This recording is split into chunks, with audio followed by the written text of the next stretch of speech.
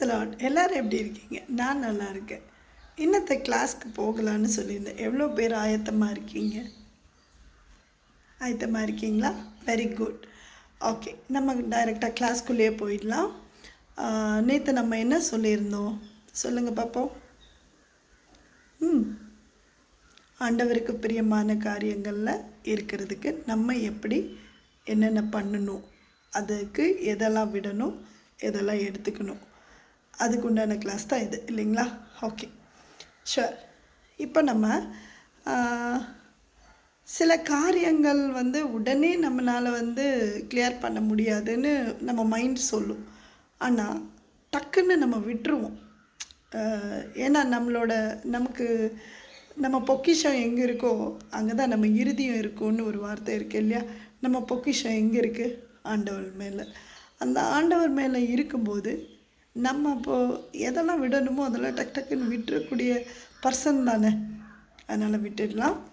அதுக்குண்டான வார்த்தை சங்கீத புத்தகத்தில் 1ஆம் அதிகாரம் பாருங்களேன், 1வது வசனம். துன்மார்கருடைய ஆலோசனையில் நடவாமலும். இந்த ஒரு வேர்டு போதும். நமக்கு ஃப்ரெண்ட்ஸ் நிறையா பேர் இருப்பாங்க, ரிலேட்டிவ்ஸ் நிறையா பேர் இருப்பாங்க, பெஸ்டீஸ் நிறையா பேர் இருப்பாங்க, ரோல் மாடல்ஸ் நிறையா பேர் இருப்பாங்க இல்லைங்களா? இந்த கேட்டகரிஸில் இருக்கிறவங்க எல்லாருமே பர்ஃபெக்டாக அப்படியே இருக்காங்களா? இல்லை. பர்ஃபெக்டாக யாருமே ஃபுல் அண்ட் ஃபுல் இருக்க முடியாது. 100% யாருக்குமே நம்ம கொடுக்க முடியாது. ஏன்னா 100% கொடுத்தா அவங்க ஆண்டவராக தான் இருக்க முடியும் இல்லையா? ஆண்டவரை தவிர வேறு யாருமே அந்த 100% ஃபுல் மார்க்ஸ் எடுக்கக்கூடியது யாருக்குமே கிடையாது. ஏன்னா யார்கிட்டையுமே ட்ராப்ஸ் இருக்கும், பிழைகள் இருக்கும், குற்றங்கள் இருக்கும், குறைகள் இருக்கும். கரெக்ட்? அவங்களுடைய சுவாபத்துக்கு தக்கன நடப்பாங்க, அவங்களோட செயல்பாடுகளுக்கு தக்கன, அவங்க விருப்பங்களுக்கு தக்கன. எடுத்துக்காட்டுக்கு ஒரு ஃப்ரெண்ட் இருக்காங்க, வராங்க, என்ன சொல்லுவாங்க? பாப்பா போய் டீ சாப்பிட்டு வருவோம் அப்படின்னு கூப்பிடுவாங்க. டீ சாப்பிட்லாம், தப்பில்லை. அதனால் நம்மளும் போகலாம் டீ ஷாப்புக்கு. இது அவங்களும் நமக்கு ஃப்ரெண்டாக தான் இருப்பாங்க, பட் அவங்க வேறு ஷாப்புக்கு போகிறவங்க. நம்ம போவோமா?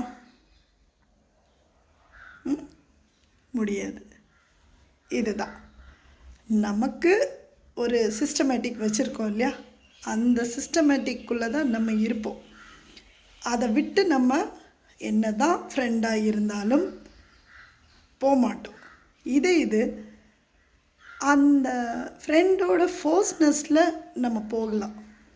எப்படின்னா, நம்ம டிப்ரெஷன்லேயோ கவலைகள்லேயோ சங்கடத்துலேயோ இருக்கும்போது இப்பேற்பட்ட சூழல் வருது. ஃப்ரெண்டு வராங்க, என்னடா எப்போ பாரு டென்ஷனாக தானே இருக்க, போவோம். போயிடுவோம். ஆலோசனையில் நடந்துடுறானா? ஒரு நாள் தான் நினைக்கிறோம், ஆனால் அந்த ஒரு நாள் அப்படியே ஃபுல்லாக பழகிடும். பாவம் சீக்கிரமாக பழகிக்கும். பாவத்தை ஈஸியாக நம்ம மேலே அப்ளை பண்ணுறதுனால அது சட்டுன்னு பிடிச்சிக்கும். நன்மையான இவ ரொம்ப அப்படி தேடி தேடி தான் கண்டடைய முடியும். தீமையானது நிறைய முன்னாடியே இருக்கிறதுனால டக்குன்னு நம்மக்கிட்ட கிரேஸ் ஆகிடும். எப்படின்னா, ஒரு காந்தத்தில் இரும்பு டக்குன்னு சக்குன்னு போய் பிடிச்சிக்கும். அது மாதிரி பாவம் அப்படி தான். யாரெல்லாம் டிப்ரெஷனில் இருக்காங்களோ, அவங்களுக்கு என்னெல்லாம் ஒரு இச்சையில், ஒரு அவங்களோட விருப்பங்களில் இருக்காங்களோ அதுக்கு தக்கன போய் அந்த பாவம் சேரும்.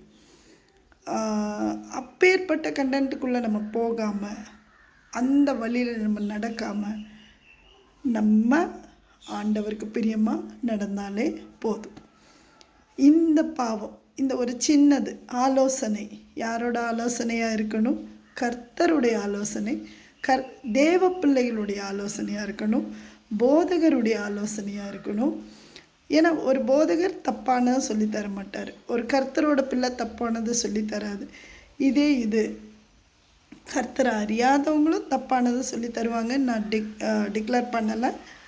ஆனாலும் கூட தேவையில்லாத தேவையில்லாத சம்பாஷணை இதெல்லாமே வேஸ்ட். இதெல்லாமே தவிர்த்துக்கணும். நீங்கள் முழுக்க முழுக்க சங்கீதம் 1ஆம் அதிகாரத்தை வாசித்து பாருங்கள். அதில் ஆண்டவர் உங்கள் கூட பேசுவார்.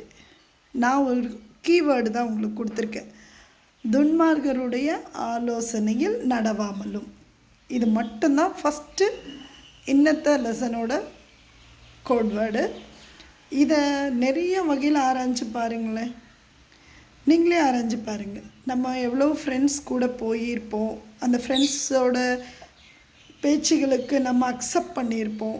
இது நம்ம ஃபேமிலிக்குள்ளேயோ வீட்டுக்குள்ளேயோ அதே விஷயத்தை அக்செப்ட் பண்ண மாட்டோம். அதுக்கு ஆப்போசிட்டாக தான் நம்ம பேசுவோம். ஃப்ரெண்டுங்கும்போது மட்டும் நம்ம எப்படி பண்ணுவோம்? அக்செப்ட் பண்ணுவோம். அதுதான், வேறு எதுவுமே கிடையாது. ஆராய்ச்சி பாருங்கள். ஆண்டவரோட வழியில் நடக்கிறதுக்கு இன்னத்த லெசன் 1 சங்கீதம் 1ஆம் அதிகாரத்தில் இருக்கக்கூடிய வசனங்களை வாசித்து பாருங்கள். உங்கள் கூட ஆண்டவர் ஒரு வார்த்தையை பேசுவார். அந்த வார்த்தையை எடுத்து இந்த நாள் முழுக்க நீங்கள் செயல்படுங்க. நாளைய பாடத்தை நாளைய தினத்தில் பார்ப்போம். ஆமென். God bless you.